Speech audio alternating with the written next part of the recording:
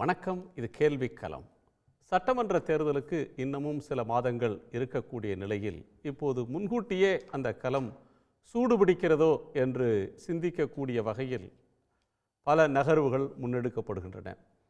முதன்மையான எதிர்க்கட்சியான அஇஅதிமுக ஏறத்தாழ 4 மாதங்களுக்கு முன்பாகவே இப்போதே விருப்ப மனுக்களை சட்டமன்ற தேர்தலில் போட்டியிடக்கூடிய கட்சி பிரமுகர்களிடமிருந்து விருப்ப மனுக்களை வாங்க தொடங்கியிருக்கிறது. இன்று அதற்கான அறிவிப்பு வந்திருக்கிறது. அதை போலவே காங்கிரஸ் கட்சி ஏற்கனவே விருப்ப மனு வாங்க தொடங்கிவிட்டது.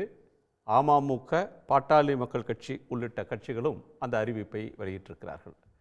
யாரோடு கூட்டணி, எப்படி பரப்புரை என்பதற்கான முடிவுகள் எடுக்கப்படும் முன்பாகவே விருப்ப மனுக்களை வாங்குவதனுடைய நோக்கம், இதன் பின்னணியில் இருக்கக்கூடிய அரசியல் என்ன என்பது ஒன்று.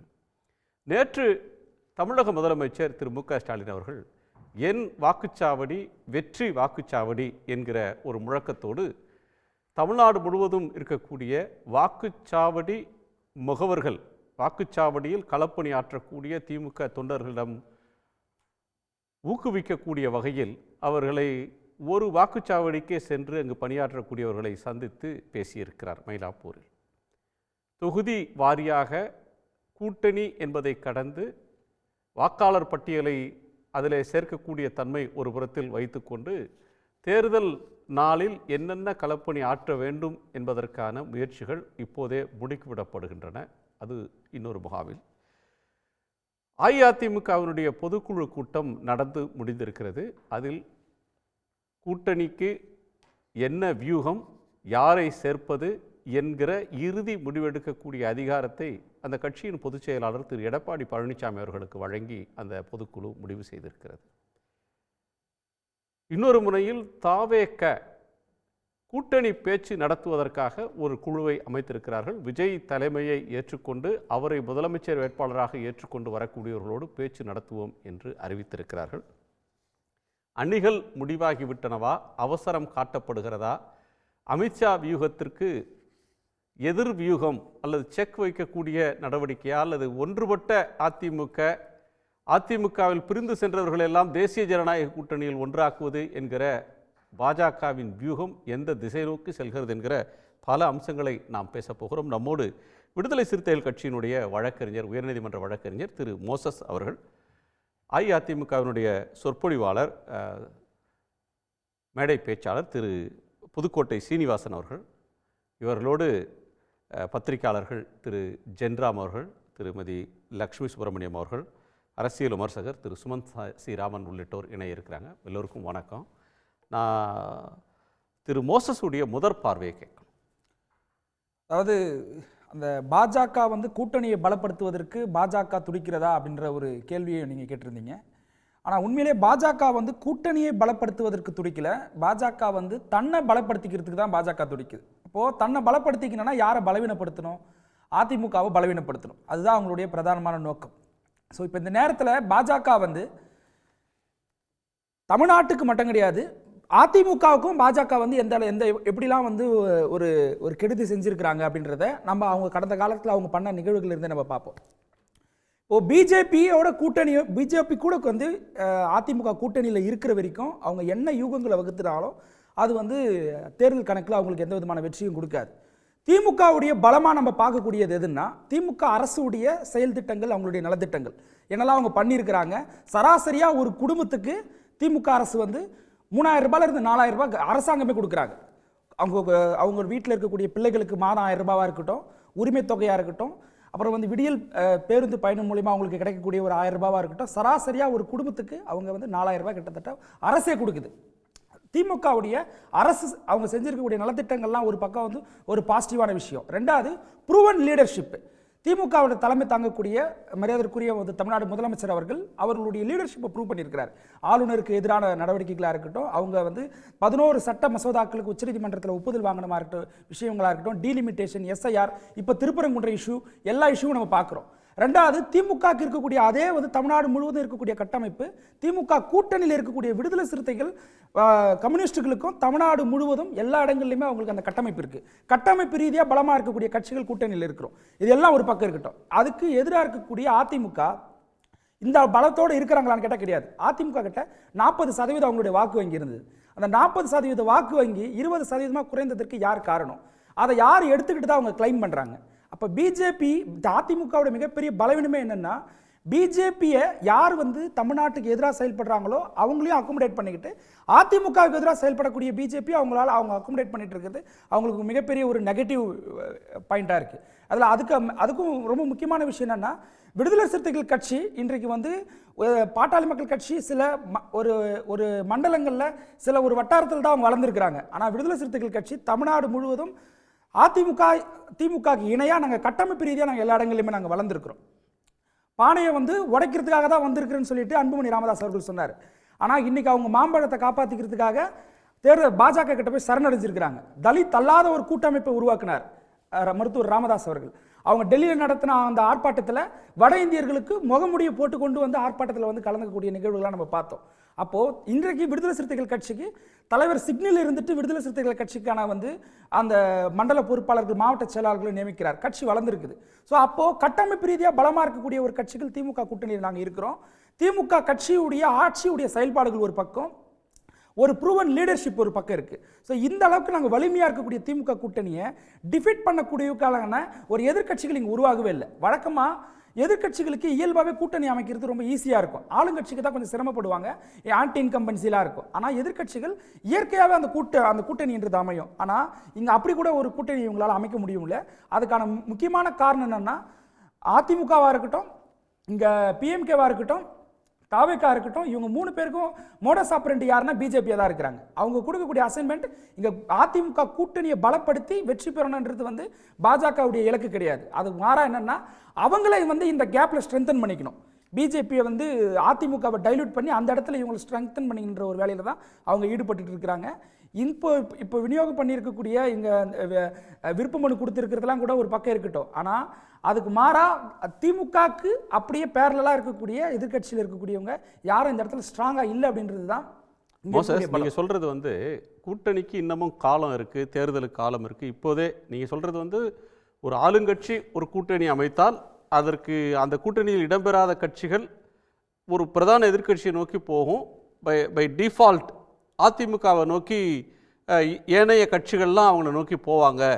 அப்படியான ஒன்று இங்கே நடக்கலை அப்படின்ற ஒரு கோணத்தை முன்வைக்கிறீங்க. ஆனால் அதற்கான காலம் இன்னும் இருக்குன்றது ஒன்று. இன்னொன்று, திரு எடப்பாடி பழனிசாமி அவர்கள் அசர்ட்டிவாக தானே இருக்கார். அவர் தலைமையில் கட்சி இருக்குது, அவர் தான் கூட்டணியை இறுதி செய்ய போகிறாருன்றாங்க. அவர் வலிமையான கூட்டணி நாம் அமைப்போம், 210 சீட்டில் ஜெயிப்போம் அப்படின்னு அவர் சொல்கிறத பார்க்குறோமே. அதாவது அவங்க யாரோட நான் கூட்டணி வைக்க மாட்டேன்னு சொன்னாங்களோ, யாரோட கூட்டணி வைக்க மாட்டேன்னு சொன்னாங்க நாடாளுமன்ற தேர்தலில், பாஜகவோட நாங்கள் கூட்டணி வைக்க மாட்டேன்னு சொன்னாங்க. ஆனால் அவங்களோட தான் இப்போ கூட்டணி வைக்கக்கூடிய ஒரு சூழலுக்கு அவங்க போயிருக்கிறாங்க. எங்கே வந்து திமுக கூட்டணியில் இருக்கக்கூடிய கட்சிகளுக்கு அவங்க வந்து வாய்ப்புகளை வந்து கதவை திறந்து வச்சுக்கிட்டு கூப்பிட்டாங்க. 2 விஷயம் நடந்தது. ஒரு விஷயம் என்னன்னா, ஆட்சி அதிகாரத்திலும் பங்கு அப்படின்ற ஒரு இஷ்யூ வந்து திமுக கூட்டணியில் பேசப்படும் போதெல்லாம் அது மெயின் ஸ்ட்ரீமில் வந்து டிபேட் ஆகும். அப்படி ஒரு வாய்ப்பை வந்து தாவேக்கா ஓப்பன் பண்ணி வச்சாங்க.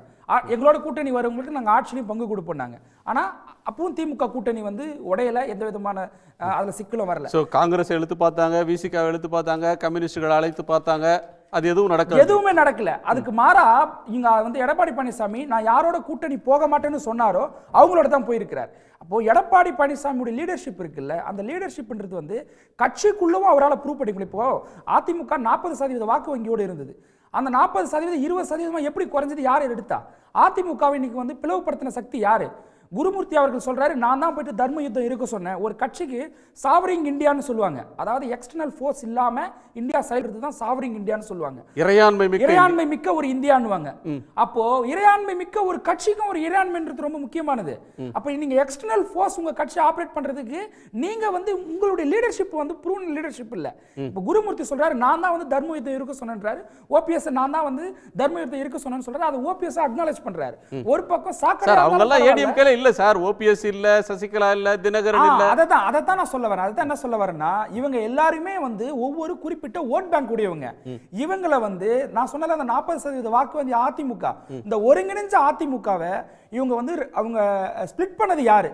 அந்த ஸ்பிளிட் பண்ணவங்களுடைய நோக்கம் என்ன? இப்ப அவங்களோட இவங்க கூட்டணியில டிராவல் பண்ணிக்கிட்டு இவங்களால எப்படி வெற்றி பெற முடியும்? பிஜேபிக்கு ரெண்டு வியூ இருக்கு. தமிழ்நாட்டுக்கு எதிராகவும் பிஜேபி செயல்படுது, கூட்டணி கட்சியுடைய தலைமையா இருக்கக்கூடிய அதிமுக எதிராகவும் பிஜேபி செயல்படுது. ஓகே, திரு புதுக்கோட்டை சீனிவாசனுடைய கோணத்தை கேட்கலாம். திரு புதுக்கோட்டை சீனிவாசன் சார் வணக்கம். அதாவது பழைய கணக்கு, கூட்டல் கணக்கு, கழித்தல் கணக்கை பார்த்து தான் திமுக காலம் கடத்துறாங்க. அதாவது இன்றைக்கு தரை நிலவரம் என்ன, எப்படி இருக்குது, மக்களுடைய மனநிலை எப்படி இருக்குது, அதெல்லாம் இவங்க பார்க்குறதே இல்லை. எல்லா தரப்பு மக்களும் இன்றைக்கு அதிருப்தியாக இருக்கிற திமுக அரசு வந்து மறுபடியும் இவங்க ஆட்சி கட்டிலுக்கு வருவாங்கன்னு இவங்க தான் சொல்கிறாங்க. மக்கள் யாரும் சொல்லலை. எந்த அரசு தரப்பு ஊழியர்களோ துப்புரவு தொழிலாளர்கள் வரையும் எந்த மக்களும் திமுக வரும்னு எந்த மக்களும் சொல்லலை. அப்போ இவங்க வந்து பலவீனமாக இருந்துட்டு அதிமுகவை வந்து பலவீனமாக போயிடுச்சு அந்த மாதிரியெல்லாம் ஒரு ஒரு ஒரு சித்தரிப்பு பண்ணுறாங்க. ஆனால் அதெல்லாம் உண்மை இல்லை. தரைத்தளத்தில் கிரவுண்ட் ரியாலிட்டி வந்து இன்றைக்கு அதிமுகவுக்கு எப்படி இருக்குன்னு நாட்டு மக்களுக்கு தெரியும். பொதுவாகவே தேர்தல் அறிவிச்சிட்டா ஒரு திருவிழா மாதிரி இருக்கும். அதிமுக தான் ஒரு மாடல் தேர்தலை பொறுத்த வரையில். அப்போ அதிமுகவினுடைய அந்த விரைவான நடவடிக்கை, தேர்தலில் இருக்கிற உற்சாகம், இதெல்லாம் பார்த்து தான் மற்ற கட்சிகளுமே இப்போ செயல்படுற அளவுக்கு அதிமுகவினுடைய அந்த மாடல் இருக்கும். புரட்சித் தலைவர் காலத்தில் கட்சி துவங்கி 84 வரையும் புரட்சித் தலைவர் எம்ஜிஆர் வந்து அந்த வேட்பாளர் தேர்வு இறுதி செய்யப்படுறது 3 மாதத்துக்கு முன்னாடியே ஸ்டார்ட் பண்ணிடுவாங்க. புரட்சித் தலைவி அம்மா 89க்கு பிறகு 2016 வரையும் வேட்பாளர்கள் கிரவுண்ட் ரியாலிட்டி என்ன, அவங்களுடைய நடவடிக்கை எப்படி இருக்குது, ஒவ்வொரு வேட்பாளருடைய பலம் எப்படி இருக்குது, பலவீனம் எப்படி இருக்குது, மக்களுடைய மனநிலை எப்படி இருக்குன்ற அடிப்படையில் ஒரு சர்வே நிறுவனம் வச்சு உளவுத்துறை மூலமாகவும் சர்வே பிரைவேட் நிறுவனங்கள் மூலமாகவும் தகவல்கள் சேகரித்து மக்கள் எந்த வேட்பாளரை எளிதாக எடுத்துக்குவாங்க அப்படிங்கிற அந்த அடிப்படையில் தான் வேட்பாளரே போடுவாங்க. அப்போ அடித்தட்டு மக்கள் முதல் அனைத்து தரப்பு மக்களுடைய உணர்வுகள் உள்வாங்கியது அதிமுக. அதிமுக மக்கள் செல்வாக்கு பெற்ற ஒரு கட்சி. கூட்டணியை மட்டுமே நம்பி திமுக காலகாலமாக நாங்கள் வந்து இப்போ கூடா நட்பு கேடாய் முடியும்னு சொன்ன காங்கிரஸோட இவங்க எப்படி ஒட்டி போயிருக்கிறாங்க? அப்போ ஒரு தேர்தல் நிலைப்பாடில் வந்து ஒரு கட்சியோட சேர்வது அல்லது வந்து மற்ற நேரங்களில் விமர்சனம் பண்ணுறதெல்லாம் ஒரு சாதாரண அரசியல் நடவடிக்கை தான். இவங்க பழைய கணக்கை பார்த்துட்டு திமுகவுக்கு மிகப்பெரிய செல்வாக்கு இருக்கிறதா இவங்க பொய் சொல்கிறாங்க. மக்கள் வந்து இவங்களுடைய பொய்க்கெல்லாம் ஒரு முடிவு கட்ட போகிறாங்க. அதிமுக இன்றைக்கு தரைத்தளத்தில் ஆளுகின்ற திமுக அரசை எதிர்த்து போராடுகிறது சார். அப்ப போராட்டம் களத்தில் வலிமையாக இருக்கு. அப்போ பழைய கணக்குகளை வச்சு இந்த தேர்தல் அணுகக்கூடாது. மக்கள் மன்றத்தில் இந்த ஆட்சிக்கு இருக்கக்கூடிய எதிர்ப்பு அப்படின்ற ஒன்றை ஒரு மூலதனமாக வச்சு அதிமுகவுக்கு அது அட்வான்டேஜாக இருக்குன்னு சொல்ல வர்றீங்க. நான் டாக்டர் சுமந்த் சி ராமன் அவர்களுடைய கோணத்தை கேட்கணும். சுமந்த், ரொம்ப காலத்துக்கு முன்பாகவே, தேர்தலுக்கு பல மாதங்களுக்கு முன்பாகவே விருப்ப மனுக்களை கட்சிகள் வாங்க தொடங்குறாங்க. எடப்பாடி பழனிசாமி அவர்கள் நேற்று அசர்ட் பண்ணியிருக்கிறாரு. இன்னைக்கு தாவேகா முதலமைச்சராக விஜயை யார் ஏற்றுக்கிறாங்களோ அந்த கட்சியோட பேசுறதுக்காக கூட்டணி பேச்சுவார்த்தை குழுன்னு ஒன்று அமைக்க போறதா அறிவிச்சிருக்கிறாங்க. எடப்பாடி பழனிசாமி அவர்களோட நயினார் நாகேந்திரன் ஒரு பக்கம் பேச்சு நடத்துறாரு. டெல்லியில அண்ணாமலை உட்கார்ந்துருக்கிறாரு. இந்த நகர்வுகள் ஒரு பக்கம் கூட்டணியை பலப்படுத்துற முயற்சியை பிஜேபி பண்றாங்க. ஆனா அதற்கு இதுவரையிலும் பலன் கிடைக்கலன்னு புரிஞ்சுக்கிறதா? எடப்பாடியோட அசர்ட்டிவ்னஸை எப்படி புரிஞ்சுக்கிறது? இல்ல, அதாவது இந்த மேட்டரை பொறுத்த வரைக்கும் அவங்க இரு தரப்பும் திமுக கூட்டணியிலையும் கூட்டணி பேச்சுவார்த்தை தொடங்கியாச்சு. காங்கிரஸ் குழு போய் சந்திச்சிருக்காங்க.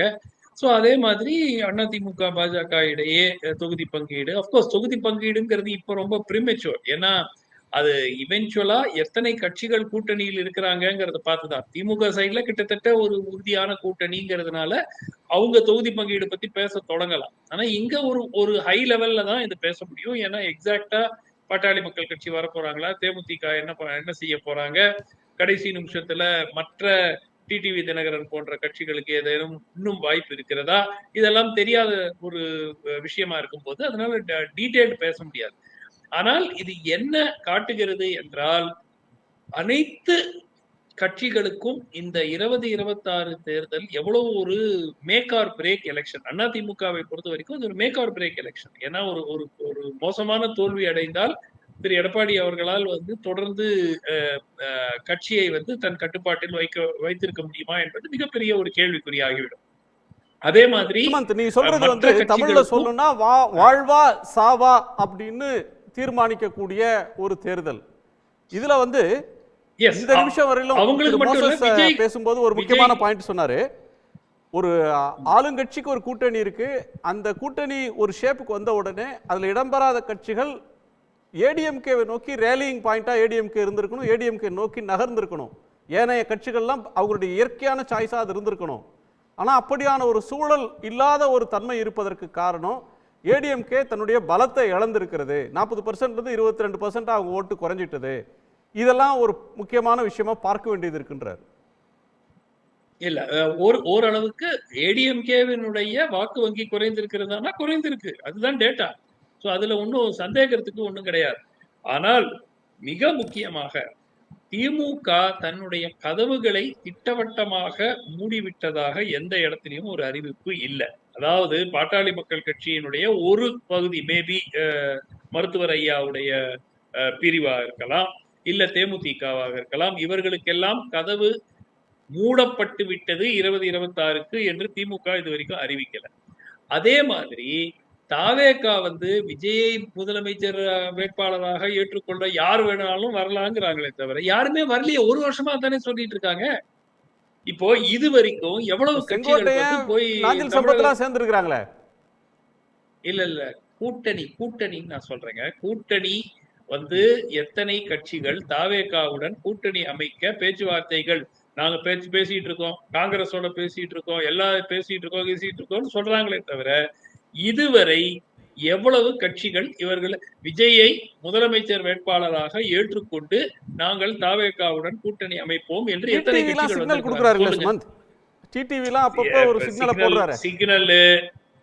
கொடுக்கிறது. இதெல்லாம் ஒரு புதிய கட்சிங்கிறது ஒரு 6 மாசம் முன்னாடியே ஒரு கூட்டணி அமைக்கிறதுனா ஒரு 4 கட்சி வந்துட்டாங்க. பெரிய கட்சி இல்லைன்னா கூட வாக்கு வங்கியில ஒரு 2% 3% இருக்கிற கட்சிகளா இருந்தா கூட ஒரு வலு சேர்க்கறதுக்கு இப்ப பாருங்க, நாங்க தனித்து இல்ல, எங்க கூட ஆட்சியில இருந்த ஒரு கட்சி ஏடிஎம்கேவாலேயே இன்னமும் அவங்க கூட்டணியில யார் இருக்காங்கன்னு சொல்ல முடியல. அவங்கள நோக்கி பேச்சுவார்த்தை நடத்துறதுக்கு பிரேமலதா போகல, அன்புமணி போகல, மற்றவங்க போகலன்ற நேரத்துல தமிழ்நாட்டுல விஜயை நோக்கி மட்டும் வரலன்னு கேட்கறது எப்படி சரியா இருக்கும்? இல்ல விஜய் கிட்டத்தட்ட ஓராண்டு காலமாக அவர் புது கட்சிங்க. அதிமுக பாஜக ஏற்கனவே கூட்டணியில இருக்கிறாங்க. அவங்க கூட திரு ஏசி சண்முகம், திரு ஜான் பாண்டியன், திரு பாரிவேந்தர் அவங்க எல்லாம் இருக்கிறது ஒரு அட்லீஸ்ட் ஒரு செம்பளன்ஸ். இது திமுக கூட்டணியை வீழ்த்தக்கூடிய அளவுக்கு இருக்கிறாங்களா? இல்ல. ஆனால் இந்த பேர்கள்லாம் சொல்றதே ஒரு பொலிட்டிக்கல் கலரே வராதே. அதுக்கு ஒரு பொலிட்டிக்கலி ஒரு ஆக்டிவா இருக்கக்கூடிய 365 நாள் அரசியல் செய்யக்கூடிய மக்களோட இருக்கக்கூடிய சிறிய கட்சியோ பெரிய கட்சியோ ஒரு பொலிட்டிக்கல் லேபிள் ஒன்று இருக்கு. இப்போ ஏசிஎஸ், பாரிவேந்தர், ஜான் பாண்டியன் அவங்கள நான் மரியாதை குறைவா சொல்லல, அவங்க அவ்வளவு சீரியஸ் பொலிட்டிஷியன்ஸா இருக்காங்களா? அதுக்கு ஒரு பொலிட்டிக்கல் நேச்சர் அந்த அலையன்ஸ் வருதா? பாயிண்ட்க்கு தான் வரேங்க, அந்த பாயிண்ட்க்கு தான் வரேன். இப்போ கிட்டத்தட்ட ஒரு 75% அன்புமணி அவர்களுடைய தலைமையில் இயங்கிக் கொண்டிருக்கிற பாட்டாளி மக்கள் கட்சிக்கு கிட்டத்தட்ட போன வாரம் கூட ஒரு கடுமையா திமுக விமர்சனம் செஞ்சுட்டு ஒரு ஹிண்ட் கொடுத்தாச்சு. ஏற்கனவே நீங்க எப்படி டிடிவி தினகரன் ஒரு ஹிண்ட் கொடுத்தாருன்னு சொல்றீங்களோ தாவேகாவோட போறதுக்கு, இங்கு ஹிண்ட் கொடுத்தாச்சு. அன்புமணியை பொறுத்த வரைக்கும் அது ஹிண்ட் கொடுத்தாச்சு. பிரேமலதா அவர்களும் பாஜகவை கடுமையாக விமர்சிக்கவில்லை. அவங்க அதிமுக அந்த இதை ஏத்துக்க மாட்டோம் அப்படின்லாம் சொன்னாங்களே தவிர அவங்க பாஜகவையும் கடுமையா விமர்சனம் செய்யவில்லை. சோ இந்த ஆப்ஷன்ஸ் எல்லாமே ஒன்னும் ஓபனா இருக்கு. என்ன தமிழ்நாட்டுல என்ன சிக்கல்? கடைசி நிமிஷம் வரைக்கும் பேரம் பேசுவதற்கான வாய்ப்பு இருக்கிறது. எந்த பெஸ்ட் டீல் எங்க கிடைக்கும்? ஏன்னா கட்சிகள் அமித்ஷா நினைக்கிற ஒரு அலையன்ஸ் திமுகவை தொடர்ச்சி எறிவோம் இந்த தேர்தல்னு சொல்றாரு. அதற்கான வியூகம் வகுப்போன்னு 2 நாளைக்கு முன்னாடி பெங்கால்ல பேசுறாரு. அவர் வேகத்துக்கு அவருடைய உணர்வை புரிஞ்சுக்கிட்டு உடனே போய் அந்த இடத்துல சேர்றதுக்கு சின்ன பிளேயர்ஸ் கூட தயாரா இல்ல. கடைசி நிமிஷம் வரலையும் தங்களுக்கு என்னன்னு காத்திருக்கிற இடத்துல தான் இருக்கிறாங்க. ஒரு மாதிரி அதை டீல்ல விடுறாங்க. அப்படி புரிஞ்சுக்கணுமா? இல்லைங்க, இப்போ ஒரே ஒரு கட்சி இந்த பக்கம் வந்துட்டாங்கன்னா தாவேகா ஒரு வேளை அதிமுகவுடன் ஒரு கூட்டணி அமைத்து விட்டால் பெரிய திரு அமித்ஷா சொன்னது நடக்கும். ஏன்னா அவங்க ஒரு மிகப்பெரிய வெற்றியை அந்த கூட்டணி பெறுவதற்கான வாய்ப்பு இருக்கு. தேசிய ஜனநாயக கூட்டணியில ஒரு வேளை தாவேகா ஒரு அங்கமாக போட்டியிட்டால் இந்த எலெக்ஷன் வந்து ஒரு ஸ்வீப். அதை இப்ப நான் சொல்லல, ஒரு வருஷமா நான் சொல்லிட்டு இருக்கேன். சோ அது வருமா வராதாங்கிறது நம்ம டிபேட் பண்ணலாம். அது கடைசி நிமிஷம் வரைக்கும் வரதுக்கான. பட் யாராக இருந்தாலும், திரு விஜயாக இருந்தாலும் சரி, பெரிய கட்சியோ சிறிய கட்சியோ கடைசி நிமிடம் வரைக்கும் தங்களுடைய ஆப்ஷன்ஸை ஓப்பனா வைப்பாங்க. எதற்காக 4 மாதத்துக்கு முன்பு நம்ம கமிட் பண்ணிக்கணும், அதுல நமக்கு என்ன பெனிஃபிட், நமக்கு இதையே இன்னும் 2 மாசம் இழுக்கலாம், பார்க்கலாம்னு சொன்னா அதிக அளவுல சீட்டு கிடைக்கிறதுக்கான வாய்ப்பு இருக்கு, அதிக அளவுல ஃபண்டிங் கிடைக்கிறதுக்கான வாய்ப்பு இருக்கு. இதுதானே எல்லா கட்சியும் யோசிப்பாங்க. சோ திமுகவுக்கு கிடைத்தது ஒரு அபூர்வமான ஒரு சிச்சுவேஷன். வேர் எங்களுக்கு ஆட்சியிலயும் வேணாம் பங்கு வேணாம், அதிகாரத்திலயும் பங்கு வேணாம், எங்களுக்கு ஒரு 4 சீட்டை கொடுத்தா போறோம், நாங்க முன்னாடியே நீங்க என்ன சொன்னாலும் நாங்க ஏத்துக்கிறோம். அந்த மாதிரி கட்சிகள் 90% வேற யாருக்கும் கிடைக்க மாட்டாங்க. திமுகவுக்கு அந்த மாதிரி கட்சிகள் கிடைத்திருக்குன்னா அது ஒரு மிகப்பெரிய பாக்கியம் அவர்களுக்கு. திமுக ஒரு பாக்கியவான் அப்படின்னு சொல்றாரு சுமந்த். இன்னொன்னு, இன்னமும் நாள் இருக்கு. தாவேகா என்டிஏ கூட்டணிக்கு வந்துருச்சுன்னா அது யார் முதலமைச்சர் அப்படின்றது ஒரு கன்சென்சஸ் வந்துட்டாங்கன்னா அது ஸ்வீப் பண்ணும் அப்படின்னு ஒரு கோணத்தை சொல்றாரு. இன்னொன்று, ரொம்ப ஏர்லி பீக் போயிடுச்சா, இப்போவே எல்லாம் விருப்ப மனு வாங்குறாங்க, பரப்புரையை தொடங்கிட்டாங்க. ஏழியராக ஆரம்பிச்சிடுச்சுன்னு நான் நினைக்கல. அதாவது பழைய அளவுகோல்களின்படி ஏழியர் தான், சீக்கிரமாகவே பிரச்சாரம் ஆரம்பிச்சிடுச்சு. ஆனால் 2014 புதிய இந்தியா உருவானதற்கு பிறகு 365 நாளும் 24 மணி நேரமும் தேர்தல் பிரச்சாரமே அன்றாட வேலையாக மாறிவிட்டதுக்கு பிறகு எந்த அரசியல் கட்சியும் சும்மா இருக்க முடியாது. ஒரு ரவுண்டு ஒரு சைடில் தீவிரமான பிரச்சாரம் எப்போதும் நடைபெற்று கொண்டிருக்கும் போது இன்னொரு தரப்பை மௌனமாக இருக்க முடியாது. அதுவும் தேர்தல் அளவுகளில் பார்க்கும்போது தேர்தல் ஆணையம் முழுக்க முழுக்க ஒன்றியத்தை ஆளும் கட்சியோடு தன்னை இணைத்து கொண்டு செயல்படுவது போல, பிரதமருடைய ப்ரோக்ராம் தெரிந்து அதற்கு தகுந்த மாதிரி தேர்தல் அட்டவணை கொடுக்கிறது, அறிவிப்பு கொடுக்கிறது போன்ற விஷயங்கள் எல்லாத்துலேயும் ஒரு சார்பு வந்திருப்பது போன்ற பலத்த சந்தேகம் அவர்களுடைய நேர்மையின் மீது மக்களுக்கு வந்திருக்கக்கூடிய ஒரு சூழலில் ஒரு சமமான களத்தை தேர்தல் ஆணையம் எல்லா கட்சிகளுக்கும் கொடுக்கவில்லை. அதனால் நம்மை காப்பாற்றிக் கொள்வதற்கு நாம் எல்லா நேரத்திலையும் விழிப்பாக இருக்க வேண்டும்னு அரசியல் கட்சிகள் எப்போதும் ஒரு பதற்றத்திலேயே இருக்கக்கூடிய ஒரு சூழலில் இந்த மாதிரி 6 மாதத்திற்கு முன்பே எல்லா மேனேஜ்மெண்ட்டையும் பார்க்க வேண்டிய ஒரு சூழல் வரும். ஏன்னா இது ஏர்லி பீக்ல இன்னைக்கு இருக்கிற ஒரு புதிய இந்தியால இது நார்மல் அப்படின்றீங்க. நியூ நார்மல்னே சொல்லலாம். சரி, ஆனா அலையன்ஸ் அப்படின்றது ஃபார்ம் அப் ஆனாதானே நீங்க தேர்தலுக்கு தயாராயிட்டாங்க. அலையன்ஸ் ஃபார்ம் அப் ஆகணும். ஏன்னா தமிழ்நாட்டை பொறுத்தவரையிலும் தேர்தலை கூட்டணிகளோடு தான் முக்கிய கட்சிகள் சந்திக்கின்றன. ஆமா, அது இன்னும் எஸ்ஐஆரே பிப்ரவரியில தான் வரப்போகுதுன்னு இப்போ சொல்லியிருக்கிறாங்க. எஸ்ஐஆர் பிப்ரவரியில் உடனடியாக அறிவிப்பு வந்தாலும் அல்லது அறிவிப்பு வந்ததுக்கப்புறம் எஸ்ஐஆர் வந்தாலும் தயாராக இருக்கணும். இன்னும் 1.5 மாதம் தான் இருக்குது அந்த கூட்டணி விஷயங்களுக்கு எல்லாம். அதுதான் திடீர் அந்த யதார்த்தம் நேரடியாக உரைச்சதுக்கு பிறகு தான் எல்லாரும் விருப்பம் மனு வாங்குகிற வேலைகளை துரிதமாக்குகிறார்கள் அப்படின்னும் பார்க்கலாம். வழக்கமாக இந்த கரெக்டாக அந்த 45 நாள் அப்படிங்கிற அளவில் தான் அறிவிப்புகள் வருது. அதற்குள்ள டூர் எல்லாம் ஃபைனலைஸ் பண்ணி மேலேருந்து யாருக்கு என்ன தகவல் வருமோ தெரியல, அதற்கு தகுந்தாற் போல தான் நடக்கும். முன்னாலெல்லாம் இந்த 5 மாநிலங்களுக்கு சேர்ந்து நடக்கும்னு சொல்லுவோம். ஆனால் இப்போ அதுவும் உடைச்சி நடக்குது. அந்த மாதிரி ஏற்கனவே நடந்தது எல்லாத்தையும் உடைச்சி நடத்துகிறாங்க. சரி, சுமந்த் ஒரு கோணத்தை சொன்னார். இப்போ கொடுக்குற சீட்டு போதும், அதிகாரத்தில் இடம் வேண்டாம் அப்படின்லாம் சொல்கிறாங்க. இதெல்லாம் ஒரு அபூர்வமாக தெரியுது. அதில் தான் பாக்கியவான்னு சொன்னார் திமுகவை. ஒரு பரந்த லட்சியத்துக்காக ஒரு பெருந்தொற்று தமிழ்நாட்டு மக்களை பாதித்து விடக்கூடாது, அதனால் ஊரடங்கு உத்தரவு மாதிரி, லாக்டவுன் மாதிரி சில விஷயங்களை தியாகம் பண்ணிட்டு தான் பெருந்தொற்று பரவாமல் தடுக்க வேண்டும் அப்படிங்கிற உணர்வு உள்ளவர்கள் தங்களுக்கு கிடைக்கக்கூடிய இடத்தை விட, தங்களுக்கு கிடைக்கக்கூடிய வருமானத்தை விட, அதாவது பெருந்தொற்று வரும்போது எப்படி ஒவ்வொருவரும் வருமானத்தை பற்றி கவலைப்படாமல் உயிர் பிழைத்தால் போதும்னு நினைச்சாங்களோ, அது போல இன்று ஜனநாயகத்திற்கு ஏற்பட்டிருக்கக்கூடிய நெருக்கடியில் கொஞ்சமாவது மூச்சு விடுவதற்கான ஒரு வாய்ப்பை தமிழ்நாட்டுக்கு கொடுத்துக்கிட்டே இருக்கணும். இங்கே ஆக்சிஜன் சப்ளை நின்றுவிடக்கூடாது அப்படிங்கிற காரணத்தினால அவங்க தங்களை தியாகம் செய்கிறார்கள். அது திமுகவும் தான் தியாகம் செய்யுது, மற்ற கட்சிகளும் தியாகம் செய்யுது. அது எல்லாமே கூட்டாக நடக்கக்கூடிய வேலை. ஆனால் வாயும் வயிறும் வேற வேற தான். அதனால அவ்வப்போது அதற்கான குரல்கள் வருவதும் அதுக்கப்புறம் சமாதானமாகி விடுவதுமாக அந்த கூட்டணி போகுது. கட்சியின் இருப்பா நாட்டு நலனா ஆமா, அந்த ஒரு முரண் வந்து உள்ளுக்குள்ளே வந்துகிட்டே இருக்கும். எது மேலோங்குது அப்படின்றது ஒரு பக்கம் தேர்தல் தாமதமாகுதுன்னா வேற ஒரு உணர்வு மேலோங்கும், தேர்தல் நெருங்குதுன்னா அது கொஞ்சம் மட்டுப்பட்டு வேற ஒரு ரியாலிட்டியை நோக்கி பயணப்படுவாங்க. நான் லக்ஷ்மிகிட்ட கேட்குறது, நயினார் திரு எடப்பாடி பழனிசாமி அவர்களை சந்தித்து பேசுகிறாரு, தாவேகா பேச்சுவார்த்தை குழுவை போடுறாங்க, அண்ணாமலை டெல்லியில் இருக்கிறார், அவர் வந்து ஓபிஎஸ்சியும் டிடிவியும் சந்தித்து பேசுகிறார். இதெல்லாம் ஒரு என்டிஏவை பேச்சப் பண்ணுற ஒரு முயற்சி ஒரு பக்கம் நடந்துக்கிட்டு இருக்கா? இன்னைக்கு நயினார் நாகேந்திரன் அவர்களுடைய சந்திப்பில் இது வந்து ஒரு யதார்த்தமான சந்திப்பு இல்லை, வந்து நேற்று அவங்க பொதுக்குழு நடந்திருக்கு அதுக்காக இன்னைக்கு போய் சந்திச்சேன்னு தான் அவர் வெளியில் சொன்னார் பேட்டியில். ஆனால் இதுக்குள்ளே மிகப்பெரிய அரசியல் புதைந்திருக்குன்னு நினைக்கிறேன். ஏன்னா நேற்றைக்கு அவங்களோட பொதுக்குழுவில் போட்ட தீர்மானம் ரொம்ப முக்கியமானது. கூட்டணிக்கு யார் வரணும், கூட்டணி தலைமை வந்து அதிமுக தான், அதே போல் எடப்பாடி பழனிசாமி அவர்கள் தான் முதலமைச்சர் வேட்பாளர் அப்படிங்கிறத ரொம்ப தெளிவாக நேற்றைக்கு அதிமுகவினுடைய பொதுக்குழு தீர்மானம் சொல்லியிருந்தது.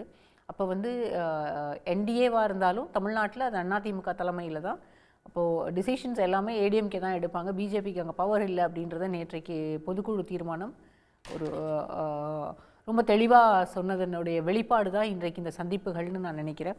அது தாண்டி உள்ள வந்து அது வந்து ரொம்ப பெரிய உரசலாக இல்லை வந்து ரொம்ப பெரிய ஆர்கியூ பண்ணுற அளவுக்கோ இல்லை பெரிய சண்டையாவோ இல்லை அப்படின்னாலும் உள்ளே வந்து ஒரு சின்ன சலசலப்பு வந்து இருந்துக்கிட்டே இருக்குது. பாரதிய ஜனதா கட்சியை பொறுத்த வரைக்கும் அதிமுக இல்லை அப்படின்னா இந்த 4 எம்எல்ஏக்கள் போன முறை கிடைச்ச 4 எம்எல்ஏக்கள் கூட இந்த முறை அவங்களுக்கு கிடைக்க மாட்டாங்க. தமிழ்நாட்டில் அவங்களுக்கு வந்து ஏற்கனவே அவங்க 2001 பிஜேபிக்கு 4 சீட்டு கிடைப்பாங்களான்றீங்க, அவர் டிஎம்கே வில் த்ரோ அவுட்டுங்கிறாரு, தொடச்சி எரிஞ்சிருவோன்றார் அமித்ஷா. இல்லை பேசட்டும், அது பார்லிமெண்ட்டில் அப்படி தான் பேச முடியும். ஏன்னா அது ராகுல் காந்திக்கு கொடுத்த பதில். அதில் வந்து அவர் அமித்ஷா பேசியதில் இங்கே இருக்கக்கூடிய தமிழ்நாட்டில் இருக்கக்கூடிய என்டிஏவோடு சேரக்கூடிய அரசியல் கட்சிகள் எல்லா கட்சிகளும் பாரதிய ஜனதா கட்சியோடு இணக்கமாக செயல்பட வேண்டும் அப்படிங்கிறத சொல்லாமல் நேற்று சொல்லியிருக்கார். அது எதிர்பார்த்தது தான். நேற்று அந்த அளவுக்கு பேச்சுக்கள் இருக்கும். ஏன்னா எஸ்ஐஆர் பீகாரில் இவங்க எப்படி செயல்படுத்துகிறாங்களோ அதே அளவில் இப்போ வந்து பெங்கால்லையும் அவங்களால அதை வச்சு வின் பண்ண முடியும்னு நினைக்கிறாங்க. ஏன்னா மமதா பானர்ஜிக்கு கண்டினியூஸாக 2-3 டேர்ம் வந்துருச்சு இப்போது. அதற்கு பிறகு அங்கே பாரதிய ஜனதா கட்சிக்கு வாய்ப்பு இருக்குதுன்னு நினைக்கும் போது இங்கே தமிழ்நாட்டிலும் அதே போல் வாய்ப்பு இருக்குதுன்னு அவங்க நினைக்கிறாங்க. அதில் ஆச்சரியப்படுறதுக்கு ஒன்றுமே இல்லை. ஆனால் தாவேகாவையும் இந்த கூட்டணிக்குள்ளே கொண்டு வரணும். அதே போல் டிடிவி தினகரன், ஓபிஎஸ் போன்றவர்களுக்கும் ஏதாவது ஒரு இடம் இங்கே வந்து கொடுக்கணும் அப்படின்றதுல பிஜேபி வந்து ரொம்ப உறுதியாக இருக்கிறாங்க. ஆனால் அவர்களை சேர்க்கிறதுக்கு வாய்ப்புகள் இல்லை அப்படின்றதுல ஏடிஎம்கேல சேர்க்காம இருக்கலாம், அது ஏடிஎம்கேவோட ரைட். நான் ஒன்று கேட்குற குணா, நம்ம வந்து என்டிஏக்குள்ள அவங்கள சேர்க்கிறோங்கிறதுல சேர்க்க வேண்டான்னு எடப்பாடி பழனிசாமி அவர்கள் உறுதியாக இருக்கிறாருன்னு நம்ம புரிஞ்சுக்கிட்டாலுமே டிடிவி தினகரன் ஏற்கனவே தெளிவாக சொல்லிட்டார், எடப்பாடி பழனிசாமி தான் முதலமைச்சர் வேட்பாளர், அவருக்காக தான் ஓட்டு கேட்கணும் அப்படின்னா அந்த கூட்டணியில் நான் இருக்க மாட்டேன்னு சொல்லிட்டார் ஏற்கனவே. அதுலயே உறுதியா இருப்பாரா? டெல்லியில இருந்து ஒரு அழுத்தம் வருது, அமித்ஷா கூப்பிட்டு பேசுறாரு, ஒரு ஜனவரி மாச கடைசிக்குள்ள வேற மாதிரி ஒரு என்டிஏக்குள்ள வாங்க, நீங்க கொஞ்சம் டோன் டவுன் பண்ணுங்க அப்படின்னு பேசுறதுக்கான வாய்ப்புகள் எல்லாமே இருக்கு. எனக்கு தெரிஞ்சு பேசினாலுமே டிடிவி தினகரனை பொறுத்த வரைக்கும் அந்த கூட்டணியில ஒரு இணைவதற்கான சாத்தியக்கூறுகள் மிக குறைவுன்னு தான் நான் நினைக்கிறேன். ஒருவேளை அமித்ஷா சரி, ஏடிஎம்கே பொதுக்குழு எதை அச்சீவ் பண்ணுச்சு நினைக்கிறீங்க? இந்த பேச்சுவார்த்தை ஏடிஎம்கே வந்து அதிமுக எடப்பாடி பழனிசாமி தலைமையில் அவர் நினைக்கக்கூடியதை தான் செயல்படுத்தும் அப்படின்றத திரும்பவும் பெரிய அளவில் அவங்க ஆணித்தரமாக சொல்லிட்டாங்க. அதை அசர்ட்டிவாக ஏடிஎம்கே வந்து இதுதான் எங்களுடைய ஸ்டாண்ட்ஸ், இதுதான் எங்களை தமிழ்நாட்டில் அதிமுக தான் எதிர்கட்சி, அதிமுக சொல்லக்கூடிய இடத்துல நான் சொல்கிறத கேட்டு வந்தால் எங்கள் கூட கூட்டணியில் எல்லோருமே இருக்கலாம் அப்படின்னு. என்டிஏல நாங்கள் தான் லார்ஜர் பார்ட்னர் தமிழ்நாட்டில், அதை வந்து உறுதிப்படுத்தணும் அப்படின்றதுக்கு தான் நேற்றைக்கு நடந்த அந்த பொதுக்குழு தீர்மானம் எல்லாமே. இனி ஒருவேளை கூட்டணிகள் மாறணும் அப்படின்னு நினச்சா பிஜேபி இல்லாத ஒரு கூட்டணியில் தாவேகாவை வேணால் அதிமுக இணைத்துக் கொள்ளலாம். ஆனால் அதுக்கு காலம் கடந்து போயிடுச்சு. இன்னும் வந்து 2 மாதம் தான். நீங்கள் வந்து February 10th almost final Rolle's வந்து எஸ்ஐஆருக்கு அப்புறம் பப்ளிஷ் ஆகும்போதே தமிழ்நாடு வந்து எலெக்ஷனுக்கு ஓட்டிங்கே தயாராயிரும்னு நான் நினைக்கிறேன். அதுக்குள்ளே எல்லா கட்சிகளுமே இந்த பேச்சுவார்த்தைகள் எல்லாம் முடித்து பெரிய அளவில் ஆயிடுவாங்க. பிப்ரவரி 15ஆம் தேதி அதிலிருந்து மார்ச் தொடங்கிறதுக்குள்ளாக தேர்தல் பிரச்சாரத்தை எல்லா கட்சிகளும் பெரிய அளவில் தொடங்கிடுவாங்க. அப்படி இருக்கும்போது இனி வந்து கூட்டணிகள் மாறி அந்த கணக்குகள் எல்லாம் மாறி அதற்கு பிறகு தொகுதி பங்கீடுகளில் எல்லா மாற்றங்களும் செய்தால் அது வந்து கிரவுண்டில் வந்து ஒர்க் ஆகிறது ரொம்ப கஷ்டம். அதனால இப்போவே எல்லா கட்சிகளும் அதை முடிவு செய்திடணும் அப்படின்றதுக்காக தான் இன்றைக்கி விருப்ப மனு வாங்கிறதுக்கான தேதிகளை எல்லாம் அறிவித்து அதற்கான வேலைகளையும் தொடங்கியிருக்காங்கன்னு நினைக்கிறேன். ஓகே, திரு கோபிநாத், உங்கள் கோணம் என்னது? வணக்கம் சார். இன்று மகாகவி பாரதியாருடைய பிறந்தநாள். அவரை வணங்கி இந்த நிகழ்ச்சியில் கலந்து கொண்ட அனைவருக்கும் வணக்கத்தை தெரிவிச்சுக்கிறேன். இல்லை, தேர்தல் 4 மாத காலத்திற்கு முன்பாக ஆரம்பித்திருந்தேன்னு நினைக்கிறீங்க. ஆக்சுவலாக திராவிட முன்னேற்ற கழகம் ஓராண்டுகளுக்கு முன்பாகவே தேர்தலை எதிர்கொள்ளக்கூடிய அனைத்து வியூகங்களையும் எதிர்க்கட்சி முகாமில் வந்து பலம் பெற்றுவிடக்கூடாது என்பதற்காக பல்வேறு விதமான திட்டங்களையும் செயல்படுத்தி கொண்டே வருகிறார்கள் தொடர்ச்சியாக. இப்போ தேர்தல் நெருங்கிக்கிட்டு இருக்க சூழ்நிலையில் தேசிய ஜனநாயக கூட்டணி மாபெரும் வெற்றி பெறும் என மாண்புமிகு உள்துறை அமைச்சர் கூறியதை வந்து இங்கே எல்லாரும் விவாத பொருளை எடுத்துருக்கிறாங்க. எப்பொழுதுமே மத்திய அரசினுடைய நல்ல ஆட்சி, அந்த போக்கு தான் பல்வேறு மாநிலங்களோடு தொடர்ச்சியான வெற்றியை பெற்றுக்கொண்டு வருகிறது. அந்த தொடர்ச்சி தமிழகத்திலும் நீடிக்கும் என்பதற்காக இங்கே ஒரு வலுவான கூட்டணியை கட்டமைக்க இங்கே உள்ள தலைவர்கள், தமிழக தலைவர்கள் மட்டுமல்லாது தேசிய தலைவர்கள் முயற்சித்துட்ருக்காங்க. இங்கே ஆர்வலங்கள் எவ்வளோ விஷயங்கள் என்ன வேணாலும் நம்ம சொல்லலாம். ஆனால் நடக்க போகிற தேர்தலுக்கான முன்னோட்டம் ஜனவரி மாதம் இறுதியில் கூட்டணிகள் வடிவம் பெற்று ஒரு அசைக்க முடியாத கூட்டணி என கருதக்கூடிய திமுகவினுடைய கூட்டணியை வெற்றி பெறக்கூடிய ஒரு கூட்டணியை தேசிய ஜனநாயக கூட்டணி அமைத்து நிச்சயமாக தமிழக மக்கள் அசைக்க முடியாத கூட்டணி அப்படின்னு திமுக தங்கள் கூட்டணியை சொல்லுது. அதை அசைத்து பார்க்கறது மாதிரி அமித்ஷா என்ன மாதிரி கூட்டணியை அமைக்க போறாரு? அதில் இதுவரையிலும் வந்திருக்கிற முன்னேற்றம் என்ன? யாரெல்லாம் அதில் வந்து ஒரு பார்ட்னர்ஸாக இருக்க வாய்ப்பு இருக்கு? தேசிய ஜனநாயக கூட்டணி கடந்த முறையே ஆட்சி வெறும் 3 விகித வாக்குகள் வித்தியாசத்தில் தான் இழந்தது. அந்த நேரத்தில் ஏற்பட்ட சில பிழைகளை சரி செய்யும் விதமாகவும் மேற்கொண்டு பல கட்சிகளை கூட்டணியில் இணைக்கும் விதமாகவும் முயற்சிகள் எடுத்துக்கொண்டு வருகிறார்கள். மேலும் அஇஅதிமுகவின் பொதுச்செயலாளர் அவர்கள் மக்களை சந்தித்துக் கொண்டிருக்கிறார். பாஜகவின் மாநில தலைவர், தமிழக தலைவர் நாகேந்திரன் அவர்கள், நயனா நாகேந்திரன் அவர்களும் மக்களை சந்தித்துக் கொண்டு கொண்டிருக்கிறார்கள். பரப்புரை இன்னும் முடியவில்லை. பரப்புரை முடிவதற்கான காலம் ஜனவரி முதல் வாரத்தில் முடியும் என எதிர்பார்க்கப்படுகிறது. அதற்கு பிறகு தேசிய ஜனநாயக கூட்டணியில் ஏற்கனவே அங்கம் வகித்த கட்சிகள் எல்லாம் இங்கே வருவதற்கு வாய்ப்புகள் இருக்கின்றன. தேர்தலுடைய ஜுரம் ஆரம்பித்து விட்டது என்று நாம் கருதினாலும் கூட உண்மையான ஜுரம் ஜனவரி மாத இறுதியில் தான் என்பது என்னுடைய கருத்து. நிச்சயமாக மத்திய அரசினுடைய அந்த நல்லாட்சிக்கு தமிழகத்திலும் இந்த முறை மக்கள் சாம்பரம் வீசுவார்கள் என்பதை எதிர்பார்த்து நல்ல கூட்டணி அமையும் என்பதை இந்த நேரத்தில் நான் சொல்கிறேன் சார். அதாவது தமிழ்நாட்டு மக்கள் எதை விரும்பக்கூடியவங்க, எலெக்ஷன் பர்ஸ்பெக்டிவில் எந்த விஷயத்தை விரும்பக்கூடியவங்க அப்படின்னா, செக்யூலர் ஃபோர்ஸை விரும்பக்கூடிய மக்கள் தமிழ்நாட்டு மக்கள். ரெண்டாவது டெவலப்மெண்ட் பாலிட்டிக்ஸை விரும்பக்கூடிய மக்கள். இப்போ நம்ம செக்யூலர் அப்படின்ற ஒரு வார்த்தை நம்ம சொல்கிறோன்னா, இப்போது இங்கே இருக்கக்கூடிய அரசியல் கட்சி, இங்கே இருக்கக்கூடிய இஷ்யூஸ், திருப்பரங்குன்றம் இஷ்யூ இருக்குங்களா, அதே நம்ம எக்ஸாம்பிளை இப்போ எடுத்து பேசுவோமே. இப்போ திருப்பரங்குன்றம் இஷ்யூவில் திமுக கூட்டணியில் இருக்கக்கூடிய கட்சிகள் தெளிவாக அவங்களுடைய நிலைப்பாடை தெரிவிச்சிட்டாங்க. ஆனால் இங்கே இருக்கக்கூடிய எதிர்கட்சியில் இருக்கக்கூடிய அதிமுகவோ இல்லை அதிமுக கூட்டணியில் இருக்கக்கூடிய பாமக இவங்க எல்லாருமே பிஜேபியுடைய சோஷியல் இன்ஜினியரிங் என்னவோ அந்த பேட்டர்னை ரிஃப்ளெக்ட் பண்ணக்கூடியவங்களா இருக்கிறாங்க. இப்போ திருப்பரங்குன்ற இஷ்யூவில் 95 போட்டப்பட்ட வழக்கில் அன்னைக்கு பெட்டிஷனராக இருந்த தியாகராஜன், அவர் தான் பெட்டிஷனர் அந்த கேஸில். அப்போ இந்து முன்னணி எடுத்த ஸ்டாண்டு ஒன்று இருக்குல்ல, அவங்க என்ன ஸ்டாண்ட் எடுத்தாங்கன்னா, இந்த பில்லர் இருக்குல்ல, அதாவது இந்த நிலக்கல் இருக்குல்ல, அதுதான் வந்து தீபத்தூண் அப்படின்ற ஸ்டாண்டை அன்னைக்கு அவங்க எடுத்தாங்களான்னு கேட்டால் கிடையாது. அதுக்கு மாற என்ன பண்ணாங்கன்னா, அந்த இடத்துல புதுசாக ஒரு கல்லை வந்து தர்காக்கு பக்கத்துலேயே புதுசாக ஒரு தீபம் ஏற்றும் தூணை கட்டமைக்கிறதுக்கான குரு பூஜை போடுறாங்க. அதை எதிர்த்து தான் கேஸே வருது. அப்போது 500 வருஷத்துக்கு மேலே பாரம்பரியமாக இந்த கல்லில் தான் நாங்கள் வந்து தீபம் ஏற்றிட்டு இருந்தோம்னா இந்த ஸ்டாண்ட் அன்றைக்கி அங்கேயே எடுத்து வந்துருக்கணும்ல. அப்போது இப்போ இதிலிருந்தே கிளியராக தெரியுது, இங்கே வந்து இவங்க இந்த பிரித்தாளக்கூடிய அரசியல், இங்கே மத ரீதியாக வந்து இஷ்யூஸை வந்து இவங்க எப்படி வந்து சார் இந்த விஷயம் இப்போ பல விஷயங்கள் ஒரு தேர்தலை நோக்கி எடுத்துகிட்டு போகும், தேர்தல் முடிவை நோக்கி எடுத்துகிட்டு போகும், மக்கள் சிந்திப்பதற்கான வாய்ப்புகளை தருனாலும் தேர்தல் நேரத்தில் ஏதேனும் ஒரு முக்கியமான விஷயம் மேலோங்கும். ஒரு பிரச்சனைகள் தான் உணர்வுபூர்வமான பிரச்சனைகள் மேலெழுந்து வரும். இப்போ திரு கோபிநாத் சொல்கிறது என்னென்னா, வளர்ச்சி, பிரதமர் நரேந்திர மோடி அவர்களை முன்னிறுத்தி அவர் ஆட்சியில் தமிழ்நாட்டுக்கு நன்மை கிடைக்கும் அப்படின்றத முன்னிறுத்தி நாங்கள் பரப்புரை செய்வோம். ஏறத்தாழ ஒரு டபுள் என்ஜின் சர்க்காரான்னு சொல்கிறாங்களா அவங்க.